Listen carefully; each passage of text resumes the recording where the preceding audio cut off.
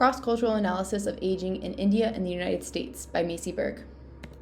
Demography. In India, the general description of their demography is they have a total population of 1,409,128,296, which ranks 2 across the globe. They have a male population of 725,784,825, which ranks first in the world, and then a female population of 683,343,371, which ranks second in the world. And then their main 3 ethnic groups are Indo-Iranian, making up 72%, Dravidian, 25%, and 3% of other. Their population density is very high throughout most of the country, with the exception of their rural northwestern deserts, and they are considered a developing country. Their gross national income per capita is $8,230. In the United States, the general description of their demography, they have a total population of 341,963,408, which ranks 3rd in the world. They have a total male population of 168,593,780, ranking once again 3 in the world, and a total female population of 173,364,628, ranking 3 in the world. The ethnic groups in the United States are broader, with 61.6% being white, 12.4% being African American, 6% being Asian, 1.1% being Indigenous, 0.2% being Hawaiian or Pacific Islander, and 8.4% made up of other ethnic groups. The population density is very moderate throughout most of the country. There are large urban clusters on either coastline, but it's less thus throughout the Alaskan frontier, mountainous areas, and desert areas. And the United States is considered a highly developed country. Their gross national income per capita is $77,950. Demographic transition. In India, the state of the population aging is as follows. For the population growth rate, the birth rate is at 16.2 births per 1,000 population, ranking at 98 in the world. The death rate is 9.1 deaths per 1,000 population, ranking at 56 in the world. And the total growth rate is at 0.72%, ranking at 121st in the world. For demographic transition, they're in the 3rd stage, meaning that they have a declining birth rate and steady death rate. And this is demonstrated by the population pyramid there on the right. And for the age structure, for individuals 0 to 14 years, 24.5% of their population is made up of this age group. 68.7% of their population is made up of 15 to 64-year-olds, and 6.8% of their population is made up of 65-year-olds and over, and that's supposed to have 1% sign, but it doesn't. I'll fix that. And other measures of population growth, there is a median age of 29.8 years, and the dependency ratios, the total dependency ratio is 48.1%, the youth dependency ratio is 38.1%, and the elderly dependency ratio is 10.1%. In the United States, the state of the population aging is the population growth rate. So for birth rate, there's 12.2 births per 1,000 population, ranking at 145th in the world. The death rate is 8.5 deaths per 1,000 population, ranking at 72 in the world. And the total growth rate is 0.67%, ranking at 131st in the world. For demographic transition, they're in the 4th stage, which means they have a steady birth rate and a steady death rate, as demonstrated by the population pyramid on the right there. And then 18.1%, once again, another percent sign that is not necessary, falls into the 0 to 14 years category. 63.4% of the population is 15 to 64 years old, and 18.5% of the population is 65 years and older. And other measures of population aging, the median age is 38.9 years old. The dependency ratios, the total dependency ratio is 53.7%. The youth dependency ratio is 28, and the elderly dependency ratio is 25.6. For perceptions of aging, so how aging and old age is perceived is very different in India compared to the United States. So historically in India, households were multi-generation joint households, and old age was a pleasure. So the elderly were taken care of and treated with great respect. However, in the modern day, there's increasingly urbanization, and this mindset is gradually changing. So older individuals are being viewed as less respected and kind of in a negative connotation. So families are beginning to break up. So with this change comes declining respect and support of the elderly once again.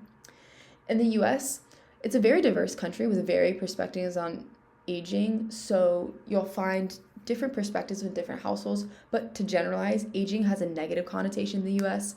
Productivity is a very core value that in the United States, and aging can limit this, so it can cause a feeling of loss of purpose and once again contribute to this negative connotation. Aging is also associated with decreasing health and wellness, contributing to the negative perception of aging in general. Ageism. So due to the differing perspectives on ageism described in the last slide, ageism is much more prominent in the United States than in India, but it is increasing in India. To demonstrate this, in India, 33% of Indian employees have faced age-based discrimination in the workplace. Compared to the United States, 93.4% of adults reportedly experience everyday ageism. So the causes between these two differences are just cultural norms and stereotypes shaped by perspectives on aging, once again, the negative connotation. And the consequences of these are actually pretty drastic. It negatively affects older individuals' physical and mental health and overall well-being. So how do we combat ageism? The main two ways to combat this are awareness and educating not only the youth, but elderly people in general, and then also positively representing aging, letting them know that aging isn't a bad thing and it's just natural, and then also advocating for policies to outlaw ageism and foster inclusivity. Long-term care. So long-term care in India falls under the group 4, which is limited public funds. And so with this comes very limited institutional and home care, which means that even those that are offered, it's not affordable or accessible, such as community-based care facilities. So this means that family caretaking, which is informal care, is the main form of care. And this is partially a result of traditional value of being cared for by children, specifically sons. And the strengths of this is that it follows tradition, as well as there's a strong emotional connection between family members and the comfort of the elderly. The weaknesses of this is that there's a heavy financial and emotional burden on the family members that hold this responsibility. Long-term care in the United States, this falls under group 3, which is means tested. So basically, you must demonstrate physical and financial need for care in order to receive funding and support. So the similarities is that once again in the United States, it is largely dependent on informal care because not a lot of individuals demonstrate this need. But the differences is that there's much more accessibility to formal care in the United States, not as difficult as it is in India. So I suggest that the United States should adopt the Indians' form of willingness of families to care for older individuals, as well as the implementation of community-based care facilities that they have in India. I think they'd be very, very beneficial in the United States. Retirement. For retirement in India, in order to receive employment benefits, the typical retirement age is 60 to 65 years old, just depending on where you work. And the majority of the work in India is unorganized or informal sector, so not a lot of individuals qualify for this. So 10.2% of elderly receive retirement benefits, and 8% of elderly receive pension, but 83.5% of elderly receive nothing from employment. So a large number of individuals work far beyond what is considered retirement age, some even beyond 80. Social Security in India, there is no universal Social Security for the elderly, so schemes for individuals below the poverty line is what accounts for this. For eligibility criteria, you typically have to be between 58 to 60 plus, it just depends. And income, you typically have to be below the poverty line, which is 1,000 rupees per month. And then also disabilities will enable this criteria. And then for funding mechanisms, there's government funding both at the national and state level. There's also private partnership with private sectors working together with the government. And there's also international assistance and aid. The size of the benefits, it varies once again depending on the scheme. But the old age pension, for example, there's 200 rupees per month if you are between 60 and 79 years old, and 500 rupees per month if you're above 80.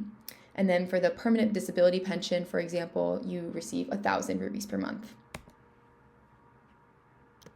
For retirement in the United States, the employment benefits are as follows. The retirement age is 66 to 67, depending on when you were born, and 73% of elderly receive retirement benefits from employees, and 21% of elderly receive pensions. For Social Security, the eligibility criteria is 10 years of work, and the minimum age is 62.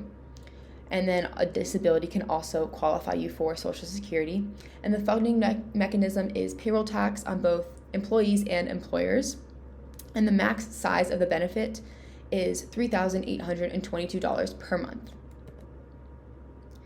So for my retirement suggestions, I suggest that they simplify the process. So in India, this could look like universal Social Security. This just simplifies the schemes and makes it much more easier to comprehend and apply. And then in the United States, simplifying the application process. I know there's online applications for Social Security, but with somebody with a disability, this could be very, very difficult to fulfill and utilize.